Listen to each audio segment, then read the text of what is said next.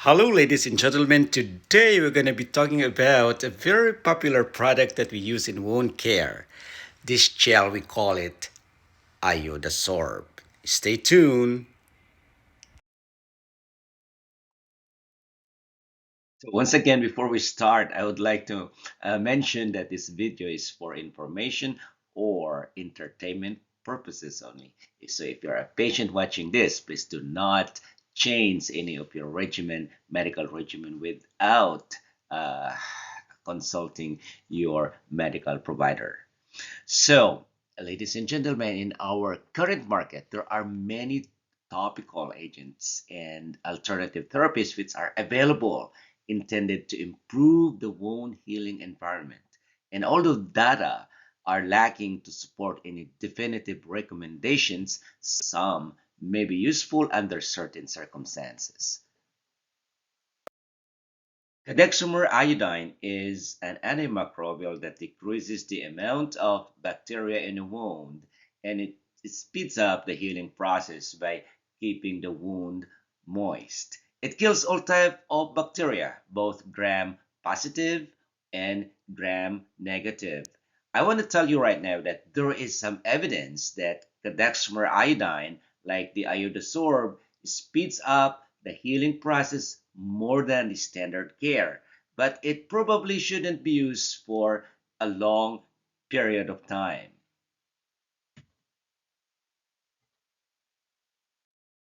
So, I'll be talking about the history of iodine in wound management and medicine, the mechanism of action of this ointment, and indication and contraindication, how to use it, and also the scientific evidence of this topical medication that we use in wound care. Iodine is a highly effective topical antimicrobial that has long been used to treat wounds. It kills bacteria, fungi, protozoa, and viruses. It can be used to treat both acute and chronic wounds. It is listed as one of the essential medicines by the World Health Organization. Iodine is a chemical element discovered in 1811 by French chemist Bernard Cortius and named violet colored by Joseph Louis Gay-Lussac 2 years later. Iodine, as a chemical element, is a member of the halogen element or group 17 of the periodic table. Iodine is a naturally occurring, non-metallic, dark violet element that is essential for human metabolism. In fact, it is a naturally required for the production of thyroid hormones, and a lack of it can lead to this condition we call hypothyroidism. Iodide ions, which are naturally occurring forms of iodine, are found in seawater, fish, oysters, and certain seaweeds. It is also found in dairy products and vegetables grown in soil rich in iodine. Today, povidone iodine is an antiseptic used for skin disinfection before and after surgery. It may be used both to disinfect the hands of the surgeon and the skin of the patient. It has been described arguably as the most effective antiseptic now available on the market. Prior to the discovery of iodine, a student of Aristotle named Theophrastus stated in the 4th century BC that iodine-rich seaweeds could be used to relieve sunburn pain. So, what is iodosorb? Iodosorb is a water-soluble modified starch polymer containing of 0.9% of iodine calculated on a weight-to-weight basis within a helical matrix. So, it is an over-the-counter product used for cleaning wet ulcers and also as an antiseptic for minor cuts, scrapes, and also used in burns. So, what is the mechanism of action of iodosorb? Iodosorb absorbs exudates and particulate matter from the surface of the wound, and it releases iodine as the dressing becomes moist. So the iodine, which has a germicidal effect throughout the broad spectrum, is really released into the wound bed. So if this is your wound or the wound base, and this is your iodosorb, okay, once the wound releases fluid or exudes or it releases uh, the drainage, okay, and this drainage will interact with the cadexomer. The cadexomer will release its iodine component, and it will exert its bactericidal or germicidal effect into the wound base. So the cadexomer beads, which is made of hydrophilic materials, enables for the slow release of iodine into the wound, as well as the absorption of fluid, bacteria, and other substances from the wound. So, as a result, the product cleanses the wound while also acting as bactericide. So, what is the mechanism of action of iodosorb? Iodosorb absorbs exudates and particulate matter from the surface of the wound, and it releases iodine as the dressing becomes moist. So, the iodine, which has a germicidal effect throughout the broad spectrum, is really released into the wound bed. So, if this is your wound or the wound base, and this is your iodosorb, okay, once the wound releases fluid or exudes or it releases uh, the drainage, okay, and this drainage will interact with the cadexomer. The cadexomer will release its iodine component, and it will exert its bactericidal or germicidal effect into the wound base. So the cadexomer beads, which is made of hydrophilic materials, enables for the slow release of iodine into the wound, as well as the absorption of fluid, bacteria, and other substances from the wound. So, as a result, the product cleanses the wound while also acting as bactericide. So let's talk about the indications of this ointment.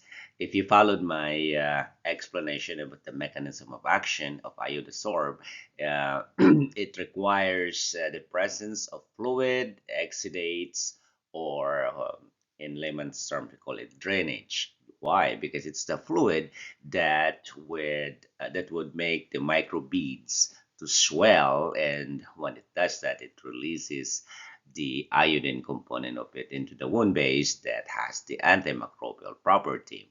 So, any wounds that is known as or considered wet, okay, as you can see in the screen, it call it wet ulcers. Could be a venous, pressure, infected, traumatic, or surgical wounds. I've been using iodosorb with acute surgical wounds lately because studies had shown that as early as 3 days, a biofilm can form in an acute surgical wound with conventional treatment without antimicrobial. But later on, I'm going to show you some studies. Okay, so let's talk about the contraindications with the use of iodide or iodosorb. So for those of us who went to med school, we know that Hashimoto's thyroiditis is the most common cause of hyper or hypo, I should say, hypothyroidism. But this is actually an autoimmune disease. And on the other hand, Graves' disease is the most common cause of hyperthyroidism, and it's also one of the common cause of this condition. We call it thyrotoxicosis. And one of the inciting events that may initiate onset of Graves' disease is the excess of iodide. So remember, ladies and gentlemen, that uh, for in general terms, I'm talking about in general, okay? Patients who are known to be sensitive to iodine or who may be sensitive to iodine, in my opinion, should not use iodosorb ointment uh, at all. So why? Because iodine is absorbed in the blood, and as a result, patient who have on some patients who have severely impaired renal function or who may have a history of any thyroid disorder are more likely to experience an alteration in their thyroid metabolism after receiving chronic treatment with iodosorb ointment. At least that's what the literature say and some studies say. Okay, there have been a few isolated reports of hyperthyroidism which is associated with the chronic use of iodosorb ointment, and the study was done on patients with endemic goiter. So um, they're also saying that it cannot be used in lactating women because it can be absorbed systemically. So, so these are the general contraindication. And by the way, why would you use it on a dry wounds? Well, in fact, from its mechanism of action that it requires the presence of an exudates for the iodine to be released from the microbeads, okay, to the wound base. So it is useless, ladies and gentlemen, to use this in a dry wounds. Okay, so let's keep going. So as far as the warning and precautions, the manufacturer of this drug has this to say that the total amount of iodosorb used in 1 week must not exceed 5.3 ounce or 150 gram, and in a single application, it should not exceed 1.8 ounce or 50 gram. Of course, unless a doctor has advised otherwise, and do not use continuously for more than 3 months. Okay, and to minimize the possibility of cross contamination, a single iodosorb pad should be limited to use on one patient. Okay, so by the way, I would like to mention as well that there is a potential interaction of iodine with lithium, and therefore co-administration is not recommended. FYI, lithium is one of the most common medication that is prescribed to patients with bipolar disorder. So please keep that in mind. So if you know that the patient has a history of bipolar disorder, you may be interested to look at the medication record if the patient is taking lithium. So the next question here now is how often should we do a dressing change with iodosorb? So it all depends on the nature of the wound. Like look at the amount of exudates. Is it heavily draining or maximally draining or moderately draining? So you could do either a daily change if it's there's so much drainage and it's maximally exuding. You can also do every other day, or you can do 3 times a week. And they're also suggesting that you look at the color of the ointment. When it changes its color, that is now an indication for dressing change, because you know that once the color is changed, that means to say that the component has been released already to the wound bed. So let's elevate our discussion a little bit further. I will have a separate video about evidence-based practice. However, at this time, I just want to show you this evidence uh, pyramid showing how the different scientific evidences that you could see when you are looking for scientific research or scientific evidence. You have to consider this quality of evidence that is presented in this pyramid. So the lowest form of evidence is actually your expert opinion, textbook, narrative report, and stuff like that. And as you go higher to the pyramid, the level of evidence will go up. So this would show us, ladies and gentlemen, that the systematic reviews in the meta-analysis occupies the highest level of um, scientific evidence with regards to intervention. So I used Solar as my search engine, and I put a limit of studies that was published from 2000 to 2023, which is the present year. And I have found this study. Um, the title is The Efficacy of Topical Cadexomer Iodine or Iodine Treatment in Chronic Wounds, which is a systematic review and meta-analysis of comparative clinical trials. So it is very strong as far as the level of evidence would entail. So the goal of this study was to summarize the clinical evidence supporting the nearly 40 years of topical use of uh, Cadexomer iodine in wound care. So the uh, the concept is by removing the barriers of healing, like the exudates, the slough, bioburdens, and infection. Uh, the chronic wounds would progress to uh, the healing process, and it has been claimed that cadexomer iodine, like the iodosorb, would address or would remove these barriers.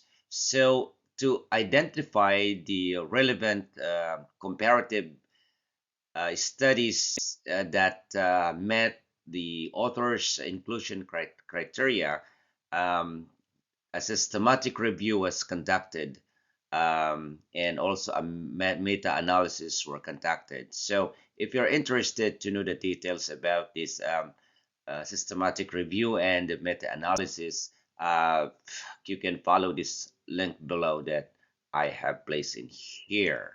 So in this study, there were 436 publications that they found, and 13 of which were comparative trials with outcome of interest. So they found out that the exudates, the debris, the slough, the bioburden, and the infections were significantly reduced in chronic wounds treated with the cadexomer iodine when compared to the standard of care. So the meta-analysis revealed that the Cadexomer iodine had a positive impact on the mean wound area reduction and overall wound healing. So, of course, this is when it's compared to the standard of care. Now, the type of wounds included in this study are venous leg ulcers, diabetic foot ulcers, and pressure ulcers. And they have found out that uh, ulcers treated with Cadexomer iodine were more than twice as likely to heal as those treated with standard care. So they mentioned that the relative risk reduction, or the RR, is 2.3 at 95% confidence interval. And also the p-value is 0.001. So anything that is less than 0.00, uh, I mean 0.05 is statistically significant as we know it. Okay, so this meta-analysis demonstrate the efficacy of cadexomer iodine in chronic wounds by removing the healing barriers. So, and they are recommending that it should be taken into account in wound bed preparation and treatment protocols. So the data show that Iodosorb or the Cadexomer iodine treatment has consistent positive outcomes on chronic stalled wounds by removing the barriers that impede wound healing. So the findings of the systematic review and meta-analysis confirm that this type of treatment should be considered as part of the wound bed preparation and the treatment protocols in wound um, in people with chronic wound that are very difficult to heal. So I want to mention, though, ladies and gentlemen, that the conflict of interest here is that the consultants, the authors of this study are consultants of Smith and Nephew. So this Smith and Nephew is the company that manufactures or make Iodosorb. So here's another study. They tried to compare uh, a 2 week treatment versus a 6 week treatment with Cadexomer iodine in diabetic foot ulcers. And they the enrollment criteria is that the diabetic foot ulcers uh, should have a suspected biofilm on it, which is very common or most likely for a chronic wound. So they randomized the participants into two groups with either receiving 2 or 6 weeks of treatment. So tissue biopsies from the ulcer before and after treatment were conducted, and then this DNA sequencing and quantitative PCR were used. So through the use of electron microscopy, it was confirmed that biofilm uh, were present in all the 18 ulcers. So result is that the cadexomer iodine resulted in 14 of 18, which is 78% of the samples achieve mean reduction of zero point 0.5 log 10 and microbial load. So that is very significant. Okay, so they found out that there is no statistical difference in the reduction of total microbial loads, and there's between the two groups, and there's no difference in rate in wound healing um, when they compared the two groups, the one who received 2 or the one who received 6 weeks of treatment after 6 weeks. Also, they had concluded that with this study, they had concluded that the bacterial load in diabetic foot ulcer is significantly reduced um, in patients with uh, biofilm. So it has also affected the microbial community and the composition of the biofilm. So it is then concluded further that cadexomer iodine is effective in managing biofilm and diabetic foot ulcer.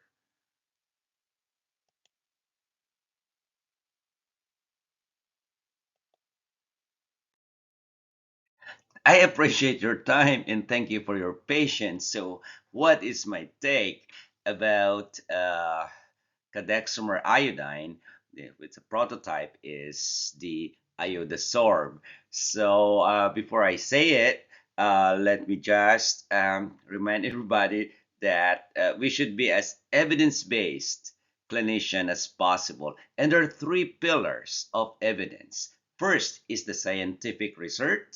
Second is the clinical expertise. And the third one is the patient's unique values and circumstances. Even if scientific research says this, you also have to incorporate your clinical expertise, your long years that you had spent in treating and observing these chronic wounds.